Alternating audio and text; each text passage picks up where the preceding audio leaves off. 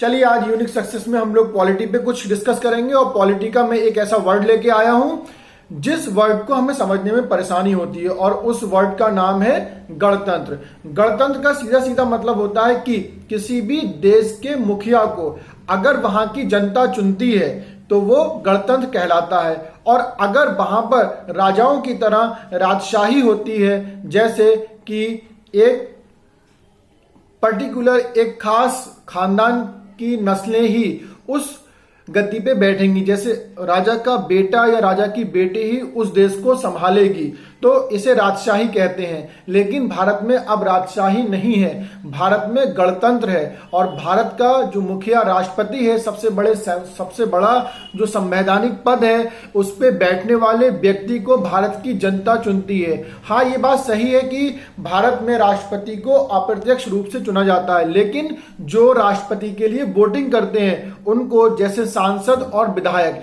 इनको चुनती तो भारत की जनता है। इसलिए कहेंगे कि भारत में जो सबसे बड़ा पद है यानी राष्ट्रपति का पद, उसे राजा के इक्वल ही माना जाता है। तो हमारे भारत का राजा या भारत के राष्ट्रपति को भारत की जनता चुनती है। बेशक हमने संसदीय व्यवस्था को ब्रिटेन से नकल किया है, लेकिन ब्रिटेन के अंदर जो वहां का राजा है, वहां पर एक खानदान का ही वंश शुरू से चलता आया है, और वहां पर उसी वंश के, उसी खानदान के बच्चे गद्दी पे बैठते हैं। जो आज महारानी है, उन्हीं के बच्चे उस गद्दी पे बैठेंगे। लेकिन वहां की सरकार है, उसको जनता चुनती है। इसलिए वहां पर लोकतंत्र तो है लेकिन गणतंत्र नहीं है, तो उन्हें कहेंगे लोकतंत्र राजशाही। लेकिन भारत में सरकार भी जनता चुनती है, और अपने देश का सबसे बड़े संवैधानिक पद यानी राजा के पद या राष्ट्रपति के पद पर बैठने वाले व्यक्ति को भी भारत की जनता चुनती है। इसलिए भारत में लोकतांत्रिक गणतंत्र है, ना कि लोकतांत्रिक राजशाही।